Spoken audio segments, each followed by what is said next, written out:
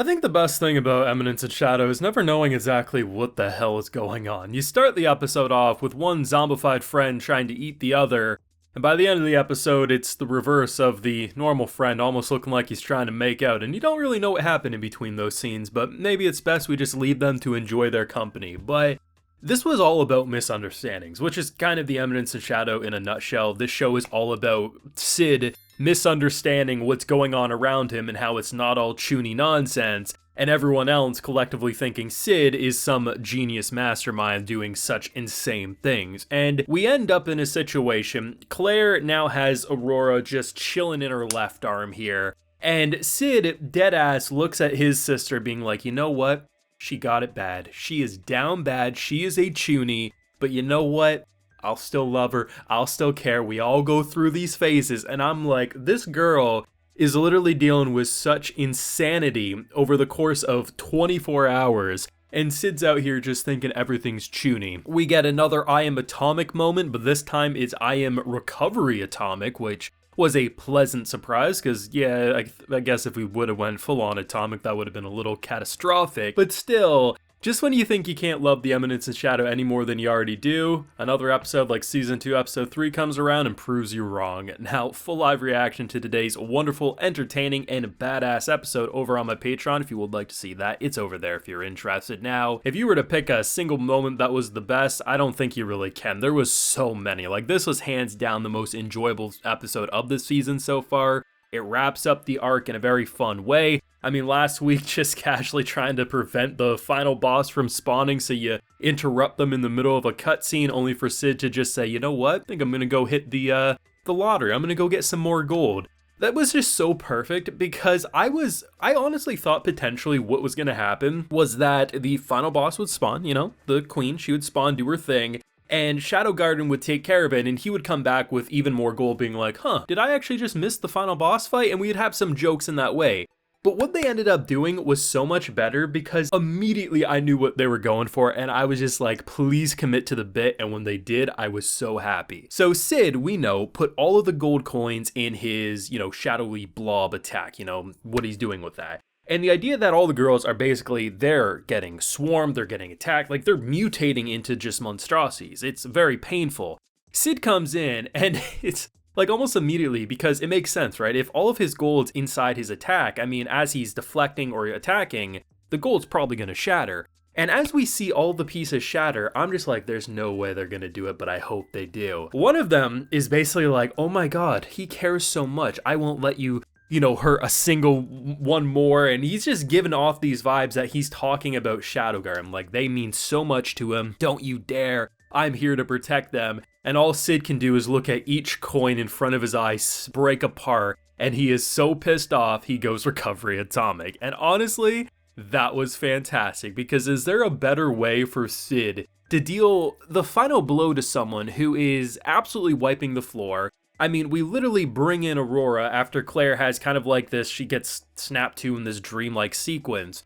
And nothing was seemingly working enough. I mean, at one point her arms just kind of like dangling, and like you have the face in the background, just some great background comedy. But Sid just, what is really going to set Sid off? Well, you just broke his retirement fund. Yeah, he still got a decent sized bag of gold, and as he says, there's still a couple of towers in the lawless city. If I ever need my piggy bank refilled, I'll just go to my other piggy bank and take it right out. But still, it was pretty amazing. But I like the fact that because they almost immediately remove Sid from the start of the episode, we do get quite a few different moments that allow different characters to really pop off. Claire was definitely the one that was the most interesting, given the kind of power-up moment with the whole arm situation, and the idea of not really knowing what was happening at first. Was she just knocked out? Was this a vision trying to mess with her? I wasn't sure where they were going with it, and just the fact that when she does take over, the first thing she does is like, ooh, it's a little hard to breathe, pops the buttons off so her chest can be exposed, and then just goes absolutely nutty. Sure, she does get blown apart as well, but all things considered, I mean, every character was either getting mutated, like their arms were like pus-filled, just corrupted, or they were blowing each other apart. I mean, the 3 or 4 times had her head cut off and just was like flying around. Vampire Queen was just not doing well at the start. And then by the end, it looked like she was about to win. Game over, everyone's screwed. Buddy comes in, smacks her in the side of the face, and then he gets kind of thrown away.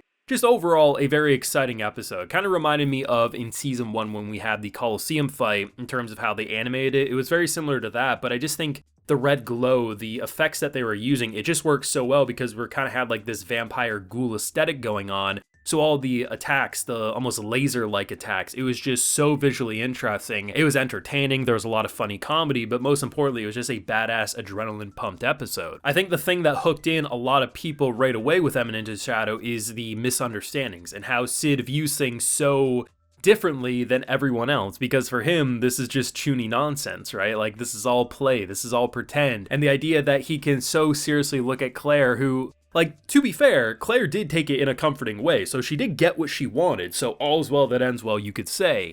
But at the end of the day, like, he's just like, yeah, she's a Chunni, I get it. We all go down that path. It happens to the best of us, and I love the fact that he can look at so much of what we've seen over every episode, not even just particularly this episode, but just the show as a whole.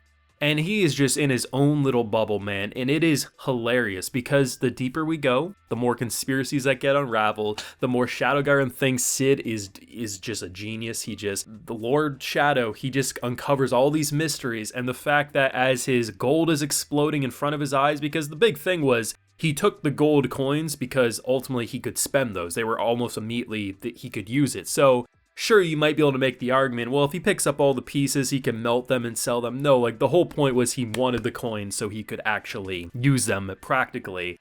And like 2/3 of them got absolutely obliterated, and that's what finally pushed him over the edge. Don't poke the bear. The bear was hungry for retirement and you screwed him over. But it will be interesting because ultimately Recovery Atomic did save the day. And honestly, all's well that ends well for now. But after the credits, we do have the kind of fox lady who seems to want to talk with Sid, so it'll be interesting to see where they take that, because she didn't have a whole lot to do in this arc, all things considered, in comparison to the rest. But, this was a great episode. This was, I don't know, I feel like it has gotten progressively more entertaining. It could just be that I missed watching the show, so the more I watch, the more I just kind of get back in the saddle and I'm ready to see more. But I just felt like it was a really satisfying arc. It did something vastly different than what we expected. The comedy remained, the action was exciting, the sound direction is still absolutely top tier, and who couldn't enjoy another episode of Sid greatness? I mean, I know I do. But hey, those are my feelings. Let me know what you thought, whether if you're a source reader or if you're anime original for that Eminence and Shadow greatness. What did you think? What do you hope to see going forward with this season? Let me know down below. Leave a like if you enjoyed, subscribe if you're new around here. Of course, ring that bell so you get notified when I upload more Eminence of the Shadow to the channel.